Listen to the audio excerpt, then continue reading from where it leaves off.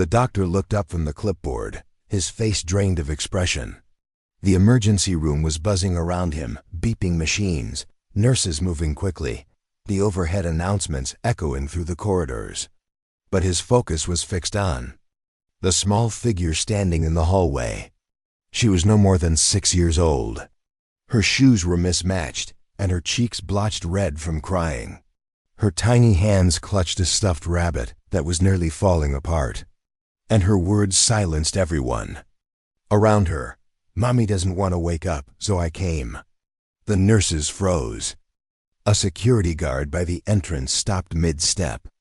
Everyone turned to the little girl with soft gasps under their breath. And just behind her, a wheelchair creaked into the room. The man in the chair was no ordinary visitor.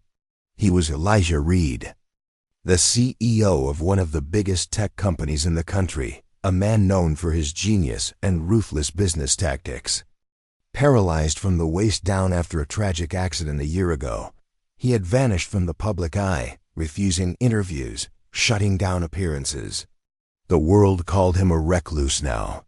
But that day, he had come drawn by a child who would know. One else. Earlier that morning, the little girl named Layla had tiptoed out of a small one-bedroom apartment on the edge of the city. The building was old, the elevators barely working, and the hallway lights flickering.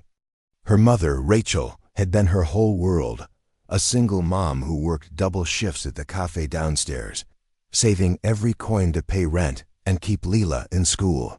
They had no relatives nearby, no neighbors close enough to trust. Leela had woken up when the sun was barely peeking through the curtains. She'd gone to the kitchen, looking for her favorite cereal. But she found her mother collapsed on the floor instead. She tried shaking her, calling her name again and again. "Mommy, wake up, please, please wake up." But Rachel didn't move. There was no phone in the house. It had been pawned weeks ago when they couldn't make rent. The neighbors never opened their doors. So Leela did the only thing her small mind could think of. She walked for hours, clutching her rabbit, barefooted now because one shoe had come off and she didn't have time to stop. She went to the one place she had only heard her mother speak of in stories. The cafe owner, Mr. Donovan, had once told her that her mother had once served coffee to a very important man. A man who had been kind, despite being so powerful. "He gave your mom the biggest tip anyone ever had," Mr. Donovan had said once. With a chuckle, said she reminded him of someone. Guess that's why she cried when she heard about his accident. So Leela had gone there, to the tall glass building in the center of the city. She had walked past guards, through the doors, down the long, cold corridors, asking everyone she saw the same thing. "I need to see Mr. Elijah. My mommy won't wake up." Some laughed, some ignored her. But someone, maybe a mother herself, had made the call. And now here they all were. Elijah looked at her, and something in him broke. Not because she was small and scared and alone, but because her eyes reminded him of someone he had lost a long time ago, his younger sister, who had died when he was just a teenager. She had the same bravery in the face of fear, the same quiet strength. He motioned to his assistant. "Find out where she lives. Call emergency services, now."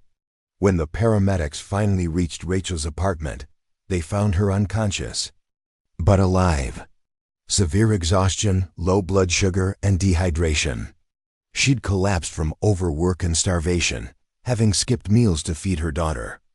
At the hospital, while Rachel was in recovery, Leela sat by her side, holding her hand, and Elijah didn't leave either. He came every day after that. Sometimes in silence, sometimes with gifts that Lila never asked for, but always politely thanked him for. And slowly, the walls between the broken man and the little girl began to fall. Leela would tell him stories about how her mommy sang songs while brushing her hair, about the stars they watched from the window, about how her mom promised her that one day they'd have their own house with a big kitchen. One day, Leela asked softly, "Do you think my mommy will wake up forever now?" Elijah swallowed the lump in his throat. She will, sweetheart, I promise. And he kept that promise. Not just with money, but with heart. When Rachel awoke days later, groggy and confused, the first thing she saw was her daughter curled up in Elijah's lap, safe and smiling. I thought I'd lost her, Rachel whispered weakly. You didn't, Elijah said. You gave her everything you had. Now let me help you both. Weeks passed. Rachel recovered. Elijah made sure she had the best medical care. But more than that, he gave her dignity. He didn't offer charity. He offered opportunity. A job in his foundation, doing something she loved, working with children, organizing care for single mothers, building a community of women who had once been invisible. Rachel hesitated at first, but Lila encouraged her. Mommy, he's not just a boss, he's like our angel. Elijah chuckled when he heard that. I'm far from an angel, kiddo. But she believed otherwise. And maybe deep down he started to believe it too. Over time, Elijah's story came back into the public light. Not as the cold-hearted CEO, but as the man who rebuilt his life from a wheelchair and chose to use his power to lift others instead of hiding in pain. He was still paralyzed, but he wasn't broken anymore. And every morning, before school, Lila would roll beside him in his wheelchair, challenging him to races. Loser buys ice cream, she'd shout. You'll be broke then, he'd laugh back. But most of the time, he let her win. Because in her victory, in her joy, in that single moment she walked into his life crying for her mother, he had found something he thought he had lost forever: hope, family, and a reason to wake up again.